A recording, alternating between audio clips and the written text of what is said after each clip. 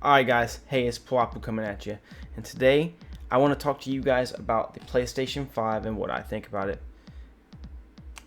I think that the controllers are going to be absolutely ridiculous. I don't think we need controllers like this. If you've read anything on it, basically what Sony is saying is that they're going to be adding in adaptive triggers. So these triggers right here will be more adaptive. So like if you're gonna do a draw on a bow, you'll actually be able to like kind of pull it back. And so like, yeah, that's cool and all. Okay, I get it. It's not a bad thing that they want to add it. Also, I mean, I don't know if you've seen the renders or the speculations of what the controller are. They're possibly thinking about, from what I understand, adding like a LED screen here. I think that these controllers are starting to get to the point to where they are just way too much into the controller. Like, keep it simple. In my opinion, the DualShock 3 was my favorite controller. Yeah, it was a little bit small. Maybe they should have added this down here. I do like the sticks on the DualShock 4, but all in all, the DualShock 5, let's call it, may be expensive because of these things they're adding. It may drive the cost up. I mean, God's controllers are already like $65, man. Like, I don't want to spend more on a controller. Like, that's, at that point, I'd almost just go buy a scuff, you know, like get a more impressive controller for the money. So, you know, I think they're focusing a little bit too hard on gimmicks. Like, if you're gonna do these bow draws and like the squeezing of a trigger to feel more realistic, to give a player more of an immersive feeling, make a different controller, like you did with the PlayStation Move that looked like the light up. Let's not even go ahead and call those what those were, but do it there. Like, don't put it into the true gamer's controller. So I think that that's absolutely terrible that they're doing that, and I personally wouldn't do that if it was me. But to kind of get on to the next, you know, thing that I'm not so hot on is they did talk about backwards compatibility, and they did say that it is going to play PlayStation 4 games. They have not confirmed that it's going to play PlayStation 3 games, PlayStation 2 games, PlayStation 1 games. Now, before you jump to conclusions, like, I understand that could be very difficult, but it would be really cool if you could play all your Sony games. Like, let's just talk about this. Like, what if you just took the disc and you put it in the PlayStation 5 and somehow it read it and then like it backed it up in its own library and it allowed you to download the game digitally because you own the game. Make it to where we can play those games also, like, because I have PS2 games sitting around I would love to play that I can't play. PS4 games backwards compatible, yeah, that's cool, but I would personally really like to see at least PS3 games. Come on, let's be honest. PS3 games aren't that old. To get on to my next point, I just recently bought a PC. So I want to pose the question to you.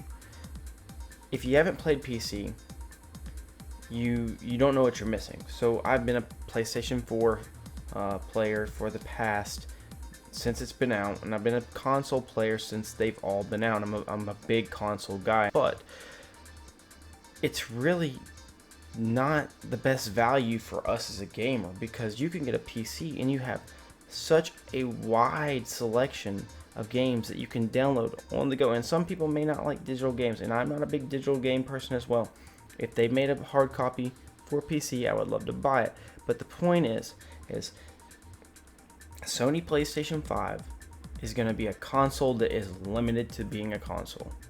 That's it. That's all it can be.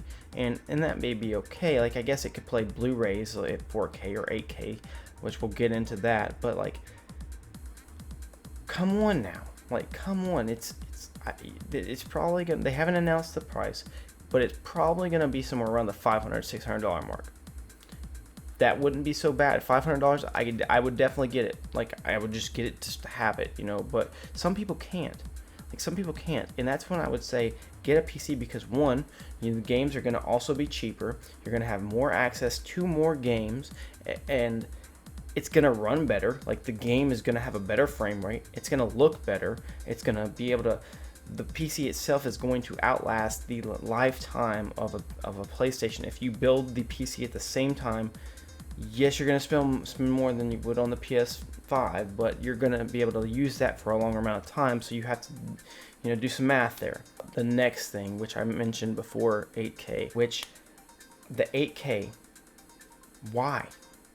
Just why? Like, dude, 4K is like, in my opinion, yeah, I know it's been out, but I see this as a pure marketing ploy, okay? 8K can't be that much different.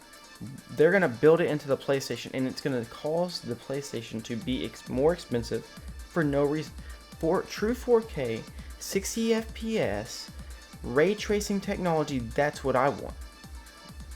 Like, that looks amazing. To me, that looks absolutely amazing.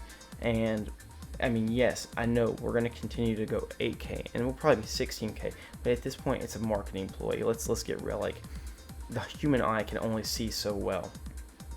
So don't put stuff, once again, don't put stuff into a PlayStation 5 that is going to make me pay more and the consumer pay more for something that they could make something look just as good on 4K. 4K looks amazing.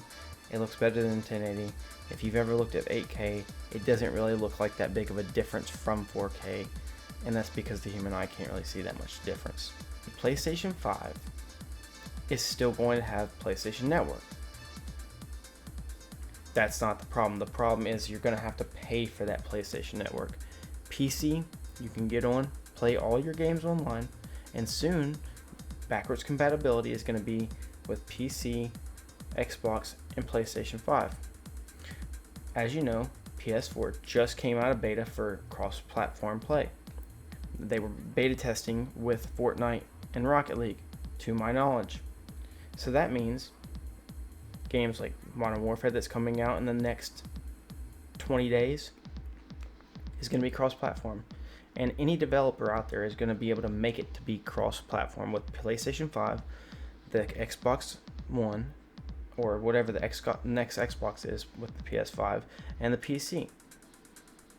So you're telling me that I'm going to get PlayStation Network and I'm going to have to pay $65 a year to play games online with people on the PC that can play with me for free, except for the cost of the game. And I think that's absolutely absurd. Why? Once again, why? They just want our money, I think. They want to throw in these things like the 8K, the better controllers, or the more adaptive triggers. Okay, they want us to pay for PSN, and we're getting less. Really, we're kind of getting less. We're not getting exactly what we want.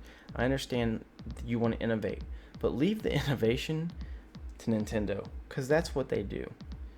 PS5, I want you to be the greatest console out there, but it's starting to shape up to look really bad. I mean, let's be honest here.